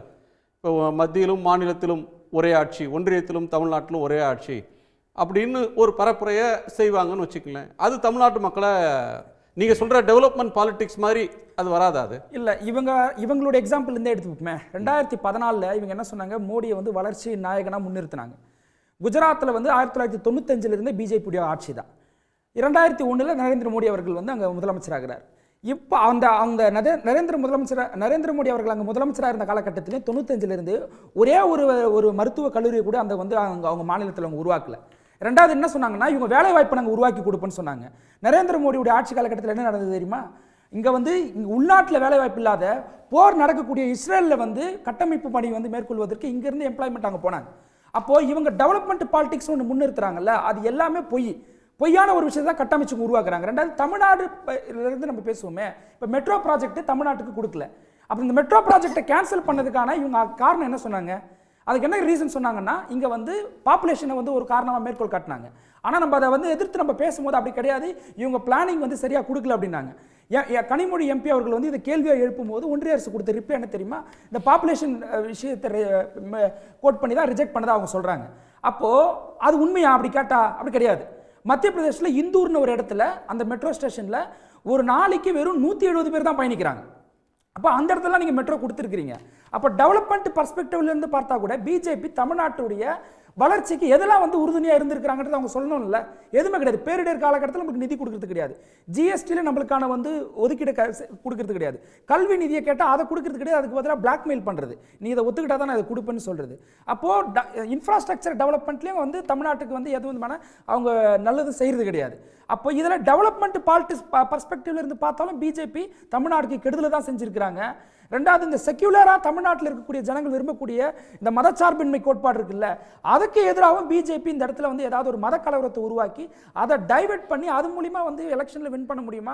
அப்படி ஒரு லைனை அந்த கூட்டணிக்கு தலைமை தாங்குற அதிமுகவே ஒரு ஹார்ட் லைன் அதில் எடுப்பாங்களா அப்படின்றது ஒரு சந்தேகமா இருக்கு. அவங்க இதுவரையிலும் அந்த மாதிரி ஒரு பிஜேபியில் இருக்கக்கூடியவங்க பேசுகிற பேச்சு, அயோத்தியா ஆனால் என்ன, மதுரை அயோத்தி ஆக்குவோம் அப்படின்னு பேசுகிற பேச்செல்லாம் ஏடிஎம்கேல யாருமே பேசலையே. இல்லை இப்போ அவங்க இதில் வந்து ஓரளவுக்கு அவங்க நிலைப்பாட்டிலிருந்து மாறினா கூட ஒரு தனிச்சு பேசுகிற மாதிரி தானே இருக்குது. இல்லை அப்படி கிடையாது. இப்போது பிஜேபியை எதிர்க்கிற அப்படின்றது என்னென்னா, வெளிப்படைத்தன்மையாக பிஜேபி எந்தெந்த இஷ்யூஸை நம்ம தமிழ்நாட்டுக்கு எதிராக பண்ணியிருக்கிறாங்களோ அதை பட்டியலிட்டு எதுக்கு தான் பிஜேபி எதிர்பார்க்க முடியும். பிஜேபி ஒரு விஷயத்த பண்ணுறாங்க, நான் சைலண்ட்டாக இருக்கிறேன் அப்படின்றதே வந்து ஏதோ ஒரு இடத்துல அவங்களை அக்செப்ட் பண்ணிக்கிறதுக்கு தான் அவங்க அர்த்தமாகும். அவர் அதிமுகவுடைய தரப்பில் பேசக்கூடியவர் என்ன சொன்னார்னா, எங்கள் கட்சியுடைய வந்து தொண்டர்களுடைய மனநிலையை பிரதிபலிக்கக்கூடிய ஒரு இயக்கம் இந்த கட்சி அதிமுக அப்படின்னாரு. 1.5 கோடி தொண்டர்கள் கொண்ட அதிமுக கட்சியில் பிஜேபியும் அதிமுகவும் கட்சி கூட்டணி உடஞ்சதுன்னு போது யார் கொண்டாடினாங்க? அதை அதிமுகவில் இருக்கிறவங்க கிராஸ் ரூட் லெவலில் இருக்கிற வந்து தொண்டர்கள் கொண்டாடினாங்களா இல்லையா? அதுதான் வந்து அந்த கட்சியுடைய மனநிலை. அதை வந்து பிரதிபலிக்கக்கூடிய ஒரு லீடரா எடப்பாடி இல்லைன்றது தான் எடப்பாடியுடைய பிரச்சனை, அதிமுகவுடைய பிரச்சனை. அதிமுகவை யார் வந்து அழிச்சிட்டு அந்த இடத்துக்கு வரணும்னு நினைக்கிறாங்களோ அவங்களே இவங்க அகாமடேட் பண்ணிக்கிட்டு எலெக்ஷனை ஃபேஸ் பண்ணுறது தான் இவங்களுக்கு இருக்கிற மிகப்பெரிய செட்பேக்கு. இப்போ அதை தான் நம்ம மேற்கோள் காட்டிட்டு பேசுகிறோம். நான் திரு சீனிவாசன் கேட்கணும். திரு எடப்பாடி பழனிசாமி அவர்கள் போன நாடாளுமன்ற தேர்தல் அப்பவே அவர் முன் வச்சது வந்து காங்கிரஸாக இருந்தால் என்ன, பிஜேபியாக இருந்தால் என்ன, தமிழ்நாட்டுக்கு 2 கட்சியும் ஒன்று தான், 2 பேருமே தமிழ்நாட்டுக்கு எந்த நன்மையும் செய்யலை, அதனால தான் நாங்கள் வந்து தனித்து போட்டியிடுறோம், பிஜேபி கூட்டணியை விட்டு வெளியேறி வர்றோம் அப்படின்னு ஒரு லைன் எடுத்து பரப்புரை செய்தார். இன்னைக்கு தேதியில் திரு கோபிநாத் சொல்கிறார், என்டிஏவை வலுப்படுத்திடுவோம், இன்னும் நாள் இருக்குது, ஜனவரி இறுதி அப்படின்ற ஒன்றுக்குள்ளே இந்த கேம்பெயின் இவங்க நடத்தி முடிக்கும் போது கூட்டணிகள் மலர்ந்துடும் அப்படின்னு சொல்கிறார். ஏற்கனவே என்டிஏல இருந்த கட்சிகள்லாம் மீண்டும் வரும் அப்படின்னு சொல்கிறார். இப்போ நீங்கள் டிடிவி, ஓபிஎஸ் போன்றவங்களுக்கு கதவை அடைச்சிட்ட நிலையில், பாமக 2ஆக பிளவுபட்டிருக்கிற ஒரு சூழலில் தேமுதிக எந்த பக்கம் போகும் அப்படின்றத அவங்க ஜனவரி இறுதியில் முடிவு பண்ணணும்னு அவங்க ஒத்தி வச்சிருக்கிற ஒரு நிலைமையில் எப்படிப்பட்ட ஒரு அணி அமைகிறதுக்கான ஸ்கோப் இருக்குது சார்? இல்லை, பொதுவாகவே 2 பெரிய கட்சிகள், அதாவது திமுக, அதிமுக, தமிழக தட்பவெப்பநிலை அரசியலை பொறுத்தவரையும் 2 கட்சிகள் தான். இப்போ திமுக, அதிமுக 2ம் களப்பணியில் இருக்கிறாங்க. இப்போ வந்து வாக்குச்சாவடி முகவர்களை தேர்வு செய்கிறதுலேருந்து, வேட்பாளர்கள் தேர்விலிருந்து பல்வேறு பிரச்சனைகள் 2 கட்சிக்குமே இருக்குது. அப்போ முதல்ல ஒரு வேட்பாளருடைய தனிப்பட்ட அந்த ஆய்வுகள், யாருக்கு இது எந்த தொகுதியை கொடுக்கலான்ற அந்த சம்பந்தமான வரையறையெல்லாம் முடிக்கிறதுக்கே ஒரு 3 மாதம் ஆகிடும், 180 நாளைக்கு மேலே தேவைப்படும். அதனால தான் அரசியல் கட்சிகள் இன்றைக்கு பணியை வந்து விரைவாக எடுக்கிறது. ரெண்டாவது, இப்போ அதான் நான் ரெடி ஆகிட்டப்பா, அதிமுக ரெடி ஆயிடுச்சு அப்படின்ற செய்தியை மக்கள் உள்ளத்தில் கொண்டு போய் சேர்க்கணும். அது மீடியா மூலமாக அது ஒரு தேசிய செய்தியாக மாறணும். இதுதான் அரசியல் கட்சிகளுடைய இன்றைய பணி. அதைத்தான் திமுகவும் செய்கிறாங்க, அதிமுகவும் செய்கிறாங்க. அதிமுக இன்றைக்கு வந்து தகவல் தொழில்நுட்பம் அல்லது வந்து மக்களை சந்திக்கின்ற அந்த பிரச்சாரங்கள் இதெல்லாம் செய்கிறோம். இப்போ உறுதியான கூட்டணி எது? பாஜக அதிமுக உறுதியான கூட்டணி. அப்போ இவங்க யாருக்கான அந்த தொகுதி வேட்பாளர் சம்பந்தப்பட்ட பிரச்சனைகளை 2 தலைவர்களை பேசுவாங்க. அப்போ தேமுதிக நீங்கள் இணைப்பில் சிரமம் இருக்குன்னு நினைக்கிறேன். ஜென்ரம் இதில் லக்ஷ்மி அவர்கள் சொன்ன ஒரு முக்கியமான பாயிண்ட்லேருந்தே கூட நம்ம ஒரு கரண்ட் இதுக்கு வந்து ரெலவன்ஸ் இருக்குன்னு நினைக்கிறேன். நயினார் நாகேந்திரன் அவர்கள் போய் பார்த்ததில் ஒரு மேலெழுத வாரியான சந்திப்பாக அதை பார்க்க முடியாது. நேற்று நடந்த கூட்டத்தின் நீட்சியாக அதை பார்க்கணும். ஒரு அரசியல் பொருள் பொதிந்ததாக நான் பார்க்குறேன் அப்படின்னு சொல்கிறாங்க.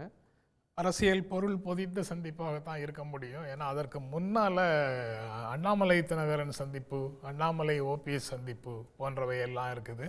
அது வந்து அதிமுக பாஜக கூட்டணி தலைவர்கள் சந்தித்தது மாதிரியா, இல்லை தனிப்பட்ட முறையில் நயினாரும் இபிஎஸும் சந்தித்த மாதிரியா அப்படிங்கிற கேள்வி அதில் முக்கியமானதாக இருக்குது. 2 பேருக்கும் பொதுவான எதிரிகள்னு சொல்ல முடியலன்னாலும் ஒத்து வராத நபர்களாக, ஒவ்வாமை உள்ள நபர்களாக ஓபிஎஸ் டிடிவி இருக்கிறாங்க அப்படிங்கிறது தொடர்ந்து மீடியாக்களில் வரக்கூடிய செய்திகள்லேருந்து புரிந்து கொள்ள முடியுது. அதனால் அவங்க சொன்னதில் ஒரு முக்கியமான செய்தி இருக்கிறதாக தான் நானும் நினைக்கிறேன். அதை சரி செய்து அவங்க மேலே வரணும். அதற்கு என்ன வாய்ப்பு இருக்குது அப்படிங்கிறது மிகப்பெரிய கேள்வி. அதுக்கப்புறம் திமுகவை துடைத்து எறிவதற்கு தவேகாவையும் தேசிய ஜனநாயக கூட்டணியில் இணைத்தால் முடியும்னா, தவேகா இன்றைக்கு கூட அவங்க முதலமைச்சராக விஜய் அப்படிங்கிறத முன்னிறுத்திட்டு இருக்கிறாங்க. எடப்பாடி பழனிசாமி முதலமைச்சராக தன்னை முன்னிறுத்தி கொண்டிருக்கிறார். அதிமுக அங்கேருந்து முன்னிறுத்தி கொண்டிருக்கிறாங்க. அந்த 2 பேரில் யார் அதில் சமரசம் செய்து கொள்வார்கள் அப்படிங்கிறது மிகப்பெரிய கேள்வி. அந்த பாசிபிலிட்டியை பார்க்குறதுக்கு சீஃப் மினிஸ்டர் கேண்டிடேட் அனௌன்ஸ் பண்ணாமல் தேர்தலை சந்திக்கலாம்ங்கிறத சமரசமாக கொண்டு போனால் அதற்கு எந்த விதமான மியூச்சுவல் ஒத்துழைப்பு இருக்கும் அல்லது மியூச்சுவல் மிஸ்ட்ரஸ்ட் இருக்குங்கிறதும் மிகப்பெரிய கேள்வி. அப்புறம் இங்கு திமுகவை துடைத்தெறியறதுக்கு ஒன்றிய அரசினுடைய நல்லாட்சி துணையாக நிற்கும் அப்படின்னு கோபிநாத் சொன்னார். இந்த ஒரு வாரத்தில் தமிழ்நாட்டில் அல்லது இந்த ஒரு வாரத்தில் இந்தியாவில் வந்த செய்திகளை அடிப்படையில் பார்க்கலாம். இன்றைக்கு பேப்பரில் வந்த செய்தி வந்து மத்திய தகவல் ஆணையர்களை நியமிப்பது தொடர்பாக பிரதமர், உள்துறை அமைச்சர், எதிர்க்கட்சி தலைவர் ராகுல் காந்தி 3 பேரும் சந்தித்த கூட்டத்தில் 10 வேக்கன்சி இருக்குது. 10 பொசிஷனில் 8 பொசிஷன் வேக்கண்ட்டாக இருக்குது அப்படின்னு முக்கியமான ஊழல் ஒழிப்புக்கு அவசியமான அடித்தளமான தகவல் ஆணையத்தில் 10 வேக்கன்சியில் 10 பதவிகளில் 8 பதவிகள் காலியாக இருக்குது அப்படின்னா அவங்க மினிமம் கவர்மெண்ட்டு மேக்சிமம் கவர்னன்ஸ்னு 14 சொன்னாங்கல்ல, அதை இப்படித்தான் செயல்படுத்துகிறாங்களோ அப்படின்னு எல்லா நிறுவனங்களையும் உடைப்பதற்கு, சிதைப்பதற்கு மினிமமான ஆட்களை வச்சுட்டு இருக்கிறாங்க. கவர்னன்ஸ் வந்து வெளிப்படலைங்கிறது ஒரு செய்தியாக புரியுது. அதுக்கப்புறம் இண்டிகோ நெருக்கடி இந்த வாரம் முழுக்க வந்த செய்தி. அதில் எவ்வளவு காலதாமதமாக அரசு தலையிட்டது, எப்படி அதை கட்டுப்படுத்த தவறியது போன்ற பல்வேறு விஷயங்கள் அதுக்குள்ளே இருக்குது. அதுக்கப்புறம் டாலருக்கு நிகராக இந்திய ரூபாயின் மதிப்பு தொடர்பான செய்திகளும் தொடர்ந்து இருக்குது. நாம் நிறைய செய்திகள் தொடர்ந்து 5 வருடங்களாக 10 வருடங்களாக பார்த்துட்ருக்குறோம். கம்யூனலாக அரசமைப்பு சட்டத்துக்கு விரோதமாக என்னென்ன செய்தாங்க, நீதிமன்றங்களில் என்னென்ன பிரச்சனைகள் வந்திருக்கு, அது அவ்வளவும் பார்த்துட்ருக்குறோம். அதையும் தமிழ்நாட்டு மக்கள் கூர்மையாக பார்த்து கொண்டு தான் இருக்கிறார்கள். அப்படி இருக்கக்கூடிய ஒரு சூழலில் அங்கே நடக்கிறது நல்லாட்சி அப்படின்னு தான் 2019 தேர்தலுக்கு வந்தாங்க, தமிழ்நாடு ஆதரிக்கல. 2024 தேர்தலுக்கு வந்தாங்க, தமிழ்நாடு ஆதரிக்கல. 2021 பல முறை வந்து பேசினாங்க, அந்த கூட்டணி ஜெயிக்கல. அதற்கு பிறகு அதிருப்தி இருக்குது இப்போ அப்படின்னு சொல்றாங்க. 2019 எதிர்க்கட்சி தலைவராக மு.க. ஸ்டாலின் இருந்தாரு, ஜெயிச்சாரு. 2021 ஆட்சிக்கு வந்துட்டாரு, முதலமைச்சராக இருக்காரு. அதனால 2024 மக்களவை தேர்தலில் தோத்து போவாங்க. ஏன்னா அந்த 21க்கு பிறகு 24 வரைக்கும் ஆட்சி மீது அவ்வளவு அதிருப்தி இருக்குது அப்படின்னு நண்பர் புதுக்கோட்டை சீனிவாசன் மாதிரி அவர் உட்பட பல நண்பர்கள் தொடர்ந்து பேசிட்டு இருந்தாங்க. கோபிநாத் மாதிரி பல நண்பர்கள் தொடர்ந்து பேசிட்டு இருந்தாங்க. ஆனால் 2024 ரிசல்ட்டும் அப்படி எதையும் சொல்லலை, அதிருப்தி இருக்கிறதாக வெளிக்காட்டலை, இப்போதும் வெளிக்காட்டாது. மீண்டும் மு க ஸ்டாலின் முதலமைச்சராக தமிழ்நாட்டில் பொறுப்பேற்பார் அப்படிங்கிறது தான் அங்கே இருக்கக்கூடிய நிலவரமாக இருக்கு. 21ல நடந்த பிழைகளை சரி செய்வோம் அப்படின்னு சொன்னார்ல, அது கோபிநாத் சொன்னார்ல, அது ரொம்ப முக்கியமானது. அந்த பிழைகளை சரி செய்வதா மேலும் பிழைகளை செய்வதாங்கிறது தான் நயினார் நாகேந்திரனும் இபிஎஸும் சந்திக்கிறதுலையும் அண்ணாமலையும் டிடிவியும் சந்திக்கிறதுலையும் இருக்கக்கூடிய செய்தி. 24ல இருந்த தேசிய ஜனநாயக கூட்டணியும் இப்ப இல்ல, 24ல இருந்த அதிமுக கூட்டணியும் இப்ப இல்ல. அது எல்லாம் மீண்டும் ஒருங்கிணைவதற்கே இவங்க பகீரத பிரயத்தனங்களை செய்து கொண்டிருக்கிறார்கள். அது ரெண்டும் சேர்ந்தாலே 41.33, அங்கே 85 சீட்டு ஜெயிச்சிட்டோம், இன்னும் 210 கொஞ்சம் தான் கம்மியா இருக்கு. புதுசா ஒருத்தர் களத்துக்கு வர்றாருல, அவர் முழுக்க திமுக ஓட்டுகளை மட்டும்தான் வாங்குறாரு. அவங்க வாங்கின வாக்குகள் எல்லாம் அவங்களுக்கு அப்படியே இன்டாக்டா கிடைச்சிரும் அப்படின்னு ஒரு காதுல பூச்சுத்துற வேலையே செய்யறாங்க. ஓகே, திரு சீனிவாசன், நீங்க பேசும்போது கட் ஆயிடுச்சு, நீங்க தொடர்ந்து சொல்லலாம். இல்லை, அதாவது திமுக வாக்குறுதிகள் கடந்த தேர்தலில் இவங்க வந்து பரப்புரையில் சொன்ன எந்த வாக்குறுதியுமே அவங்க மக்கள்கிட்ட கொண்டு போய் வசனம் பேசுகிறாங்க. அண்ணன் ஜெயராம் சார் சொல்கிற மாதிரி இதுதான், இந்த மாதிரி பிம்பம் தான் கட்டமைக்கப்படுது. மறுபடியும் முதலமைச்சராக அவர் வந்துடுவார், ஐயா ஸ்டாலின் ஐயா வந்துடுவாருன்னு சொல்கிறாங்க. ஆனால் மக்களுடைய மனநிலை வந்து முழுக்க திமுகவிற்கு எதிர்ப்பாக இருக்குது, எதிர்மனைநிலை இருக்கிறாங்கங்கிறத இவங்க புரிஞ்சுக்க மாட்டேன்றாங்க. அதிமுகவுடைய கூட்டணி கட்சிகளை இவங்க வந்து இன்னும் சேரலை அப்படின்னு ஒரு பிம்பத்தை கட்டமைச்சு கூட்டணி இல்லைன்றதை வந்து இவங்க சிறுமைப்படுத்தி பார்க்குறாங்க. ஆனால் அது உண்மை இல்லை. இரண்டு கட்சிகள் அதிமுக தலைமையிலான பாஜக இன்றைக்கு உறுதி செய்யப்பட்ட கூட்டணி, அந்த கட்சி தன்னுடைய தேர்வுகளை தேர்வு செய்கிறாங்க. எந்த மாதிரியான தேர்தலை அணுகலான்ற அந்த அடிப்படையை அவங்க அலசி ஆராயிறாங்க. இந்த சூழ்நிலையில் ஒவ்வொரு கட்சிகளுக்கும் ஒரு தன்மை இருக்குது. இப்போ தேமுதிக ஜனவரியில் மாநாடு வச்சு தெரிவிக்கிறாங்க எந்த கட்சியோட கூட்டணி சேரலன்னு அறிவிக்கிறாங்க. அது மாதிரி சிறிய கட்சிகள் எல்லாத்துக்குமே ஒரு உடன்பாடு உண்டு, நோக்கம் உண்டு, நிறையா எதிர்பார்ப்புகள் இருக்குது. அப்போ அந்த கட்சிகள் எல்லாம் சாதாரணமாக நினச்சி கடந்து போயிட வேணாம். திமுக அப்படி தான் நினைக்கிறாங்க, அவங்கள்ட்ட இருக்கிற கூட்டணி கட்சிகள் ரொம்ப பலமாக இருக்குப்பா, ஒன்றும் பிரச்சனை இல்லை, அதனால் வந்து இந்த பார்ப்பதெல்லாம் காமாலை கண்களுக்கு பார்ப்பதெல்லாம் மஞ்சள்ங்கிற மாதிரி இவங்களுடைய கூட்டணி வந்து ரொம்ப சிறப்பாக இருக்குது. மற்றவங்களாம் அரசியலே நடத்தலை, அரசியல் கட்சிகளுக்கு எந்த பிரச்சனையும் இல்லை, மக்களுக்கு பாலாறு தேனாறு ஓடுது, அதனால் அடுத்த முறை தேர்தலில் திமுக வந்துடுன்ற அந்த ஒரு மாயையில் சிக்கி இருக்கிறாங்க. நீங்கள் தயவு செய்து நீங்கள் கண் விழிச்சு பாருங்கள், தமிழ்நாட்டில் என்ன நடக்குதுங்கிறதே தெரியாமல் மாதம் மும்மாரி மழை பொழிகிறதான்னு கேட்டுட்டு உட்காந்துருந்தா மறுபடியும் திமுக ஆட்சிக்கு வந்துடும் அப்படியே நீங்கள் நினச்சிக்கிட்டு இருங்க. ஆனால் நிலை என்ன, மக்களுடைய மனம் என்ன சொல்லுதுன்னா, அதிமுக வெயிலின் அருமை நிழலில் தெரியுன்ற மாதிரி இன்றைக்கு அதிமுக ஆட்சி இருந்தால் இந்த கேடு வந்திருக்காது நமக்கு. சொத்து வரியிலிருந்து எல்லா விலைவாசியிலிருந்தும் இன்னைக்கு வந்து திமுக அரசு நம்மளை வஞ்சித்து இருக்குது. இப்போ நீட்டு சொன்னாங்களே கொண்டு வந்துட்டாங்களா, இப்போ எல்லாத்துக்கிட்ட கையெழுத்து வாங்கினாங்களே நடைமுறைப்படுத்திட்டாங்களா, மருத்துவ கட்டமைப்பு சரியாக இருக்குதா, இப்படி எல்லா பிரச்சனைகளுமே இன்றைக்கு வந்து திமுக அரசால் மக்களுக்கு ஒரு வாக்குறுதி, பொய்யான வாக்குறுதியை கொடுத்து ஒரு போலி தோற்றத்தில் இவங்க ஆட்சி செய்கிறாங்க. போலியான விளம்பரம் இப்படியெல்லாம் ஏன் இப்போ அவசரப்பட்டு நீங்கள் ஏன் தேர்தல் வேலையை ஆரம்பிக்கிறீங்க? நீங்கள் தான் நல்லாட்சி கொடுத்துருக்கீங்கல்ல மக்கள்கிட்ட, அப்போ நிதானமாக நீங்கள் தேர்தல் அறிவிச்சோன்னா கூட பண்ணிக்கலாம்ல. அதிமுக எதற்காக முன்கள பணியை தொடங்குது அப்படின்னா, இன்றைக்கு தேர்தல் கட்டுப்பாடு வந்துருச்சுன்னு வச்சுக்கோங்க.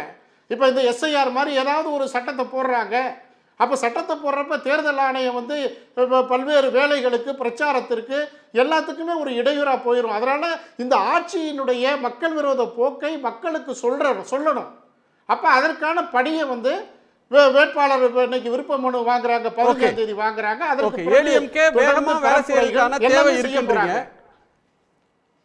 எதிர்கட்சி வேகமாக வேலை செய்ய தான் வேணும். ஏன்னா அடுத்தது மீண்டும் ஆட்சிக்கு வரணும் அப்படின்னா அதுதான் யதார்த்தமும் கூட.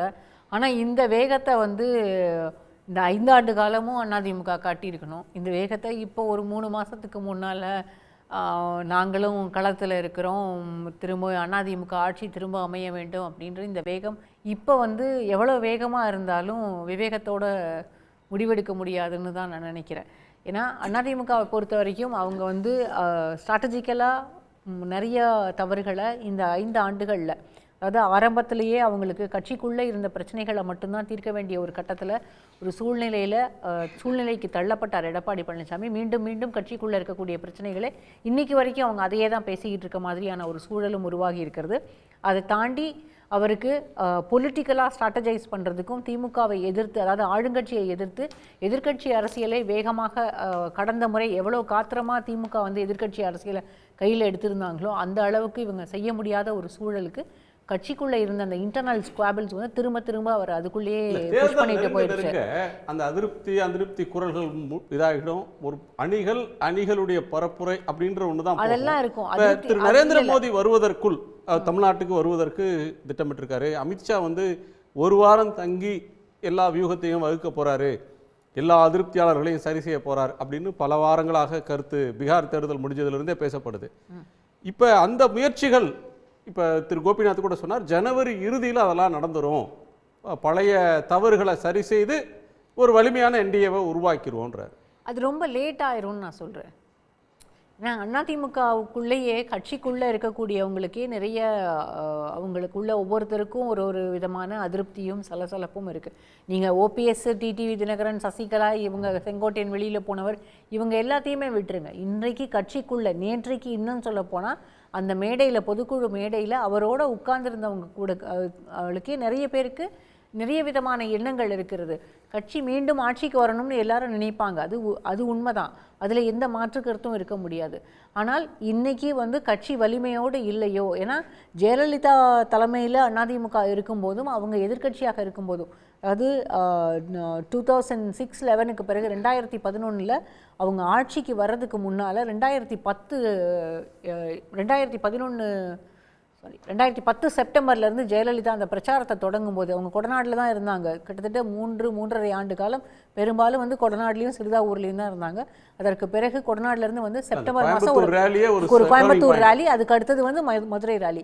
அந்த ரெண்டுமே வந்து கம்ப்ளீட்டான டேர்னிங் பாயிண்டாக இருந்தது. ஆனால் இன்னைக்கு எடப்பாடி பழனிசாமி அவர்கள் கிட்டத்தட்ட 170 தொகுதிகளுக்கு போயிட்டேன் அப்படின்னு சொல்கிறாரு.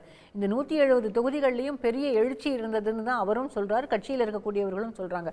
ஆனால் அது வந்து களத்தில் எங்கேயுமே பிரதிபலித்ததாக தெரியல. அப்படி ஒருவேளை பிரதிபலிச்சிருந்தா எஸ்ஐஆரில் இன்னைக்கு திமுக எப்படி வந்து களத்தில் சுற்றி சுழன்று வேலை செய்கிறதோ அதே போல் அதிமுகவினுடைய பிஎல்ஏக்களும் வேலை செய்திருக்கணும். இதுக்கு வந்து தேர்தல் ஆணையம் கட்டுப்படுத்தினது, கவர்மெண்ட் வந்து கட்டுப்படுத்தினாங்க, இதுக்கு எங்களுக்கு கட்டுப்பாடுகள் இருந்தது, இதெல்லாம் வந்து வெத்து காரணம்.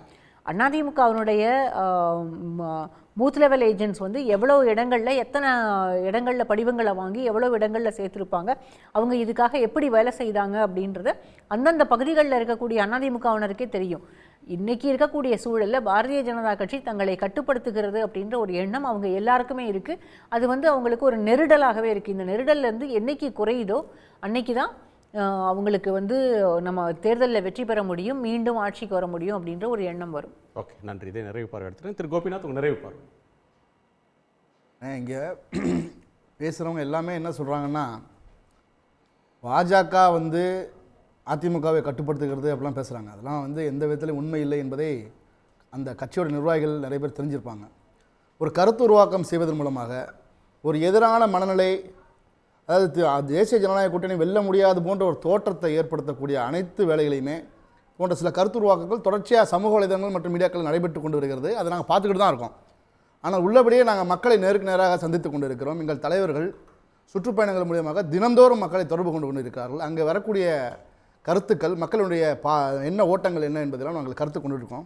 இதெல்லாம் அந்த கூட்டணி விவகாரங்களை பற்றி பேசும்பொழுது பாஜக கூட அதிமுக இருக்குங்கிற மாதிரி ஏதோ ரொம்ப அதிமுக மேலே அக்கறை இருக்க மாதிரி பேசுகிறாங்க. ஆனால் நான் ஒரு விஷயத்தை சொல்ல கடமைப்பட்டிருக்கேன். இந்திய சுதந்திர இந்திய வரலாற்றிலேயே தனித்து போட்டியிடக்கூடிய, தேர்தலை தனித்து போட்டியிடக்கூடிய வலிமை பெற்ற இயக்கங்களாக இருந்தது பாஜகவும் அதிமுகவும் தான். கடந்த 2016ஆம் ஆண்டு சட்டமன்ற பொதுத் தேர்தலில் தமிழகத்தில் மாண்புமிகு மறைந்த முதல்வர் அவர்கள் ஜெயலலிதா அம்மா அவர்கள் தனித்து போட்டிட்டாங்க. அவங்க ஆட்சி நல்ல ஆட்சி கொடுத்தேன்னு நினச்சாங்க. அந்த நல்லாட்சியினுடைய விளைவு தாம் தனித்து நின்றாலும் வெற்றி பெறுவோம் என்று நினைத்தார்கள், நின்றார்கள், வென்றார்கள். அப்படி கடந்த 4.5 ஆண்டு கால ஆட்சி பொற்கால ஆட்சி என்று திராவிட முன்னேற்ற கழகம் கருதுமையானால் அந்த கட்சியினுடைய தலைவரும் முதல்வரும் ஆகிய அன்பண்ணன் ஸ்டாலின் அவர்கள் தனித்து போட்டியிட வரும் தேர்தலில் தயாராக இருப்பாரா? 234 தொகுதிகளிலும் நரேந்திர மோடி போன தேர்தலில் 10 ஆண்டு கால நல்லாட்சிக்கு பிறகு இந்தியாவை வல்லரசாக்குன பிறகு தனிச்சா சார் நின்னுச்சு என்டிஏ? சார் நாங்க தனி நீங்க பெரும்பான்மை வந்து பாரிவேந்தர் வரல இல்ல சார் கூட்டணியில கட்சியில இல்ல சார், சேர்த்தீங்க. நீங்க ஜான் என்ன சார் பாண்டியன் பாரிவேந்தர் பாரிவேந்தர்ல நீங்க இருந்து எந்த கட்சியை நீங்க என்ன நீங்க தனியாவா குழப்பம் கண்டஸ்ட் பண்ணீங்க என்டிஏ? இல்ல நீங்க எல்லா இயக்கமுமே இங்க பதிவு, இன்றைக்கு கூட ஒரு இயக்கம் புதுச்சேரியில பதிவு பண்ணிருக்கு. அது கூட்டணி சேர்றதுனாலயே ஒரு ஆட்சி நல்லாட்சி இல்லைன்னு சொல்ல முடியுமா? கூட்டணி சேர்வதில்ல, ஒரு ஆட்சி நீங்கள் இன்ற வரை உங்கள் கூட்டணி கட்சியினை சரிப்படுத்தி நீங்க தான் மிரட்டி வச்சு, திமுக தான் கூட்டணி கட்சியை மிரட்டி வச்சிருக்கு, பாஜக யாரையும் மிரட்டி வைக்கல. அப்படி ஒரு கருத்து உருவாக்கம் இங்க உருவாக நாங்க விரும்பலன்னு தான் சொல்ல வரோம், தவறா சொல்ல. ஓகே, நன்றி சார், நன்றி. ஜெனரல் சுருக்கமா நிறைவு. சுதந்திர இந்தியாவின் வரலாற்றிலேயே என்ன சொன்னாரு அவர்? சுதந்திர இந்தியாவின் வரலாறு, தேர்தல் வரலாறு 52ல் ஆரம்பிக்குதுன்னு நினைக்கிறாரா, 2014 ஆரம்பிக்குதுன்னு நினைக்கிறாரான்னு எனக்கு தெரியல. அது ஒன்று. அதுக்கப்புறம் ஓபிஎஸ், டிடிவி, செங்கோட்டையன் போன்றவர்களுக்கு இந்த தேர்தலையே முதன்மையான நோக்கம் இபிஎஸ்ஐ வீழ்த்துவது தான். அவங்களுக்கு என்ன செல்வாக்கு இருக்குன்னு சீனிவாசன் கேட்கலாம். என்ன செல்வாக்கு இருக்கோ அந்த அனைத்து செல்வாக்கும் இதற்கு தான் அவர்கள் பயன்படுத்த போகிறோம் அப்படின்னு சொல்றாங்க. அதை மீறி அந்த கூட்டணிக்குள்ள அவங்களை எப்படி கொண்டு போறாங்கிறதும் ஒரு மிகப்பெரிய கேள்விதான். மீண்டும் பேச்சுவார்த்தை நடக்கலாம், மேஜிக் நடக்கலாம். மீண்டும் முதலமைச்சராக மு.க. ஸ்டாலின் வருவார்னு சொன்னா நேர கருத்தோட்டத்தை மக்களிடத்துல பரப்புறாங்க, விதைக்கிறாங்கன்னு சொல்றாரு. 210 சீட்டு நாங்கள் வெற்றி பெறுவோம், தனித்து ஆட்சி அமைப்போம்னு சொல்றது மக்களிடத்துல, கட்சி தொண்டர்களிடத்துல கருத்தோட்டத்தை விதைப்பதாக நினைக்க மாட்டேங்கிறாரு. நன்றி, நிறைவு செஞ்சிடலாம் நினைக்கிறேன். அதாவது தனித்து இந்தியாவிலேயே தனித்து இயங்கக்கூடிய கட்சி பாஜக தான் அப்படின்னு சொன்னார் அவர். பாஜக ஆதரவாக பேசக்கூடியவர் சொன்னார். அது மட்டும் கிடையாது பாஜகவுடைய வல்லமை. 2019 வந்து சிக்கிமில் வந்து பாஜக ஒரு இடத்துல கூட ஜெயிக்கல. ஆனால் சிக்கிம் ஜனநாயக முன்னணின்னு ஒரு கட்சியை பர்ச்சேஸ் பண்ணி அந்த இடத்துல ஆட்சியை பிடிச்சாங்க. அந்த அளவுக்கு பாஜகவுக்கு வல்லமை இருக்குதுன்றது எல்லாருக்கும் தெரியும். அதை வந்து தமிழ்நாட்டிலே எக்ஸிக்யூட் பண்ணுறதுக்கு ட்ரை பண்ணுறாங்க. அதுக்கு எடப்பாடி துணை போறாருன்றது தான் நம்மளுடைய குற்றச்சாட்டாக இருக்குது. மக்கள் ஏற்றுப்பாங்களா அப்படின்றது தான் அது எல்லாத்தோட மிக முக்கியமான ஒன்று. தமிழ்நாட்டு மக்கள் எதை ஏற்பாங்க, எதை நிராகரிப்பாங்கன்றதை பார்க்கலாம். எல்லோருக்கும் நன்றி. நேரம் நிறைவாகுது. மீண்டும் சந்திப்போம். இது கேள்விக்களம், மக்களின் மேடை. உடனுக்குடன் செய்திகளை தெரிந்து கொள்ள சன் நியூஸ் பெல் ஐகானை கிளிக் பண்ணுங்க.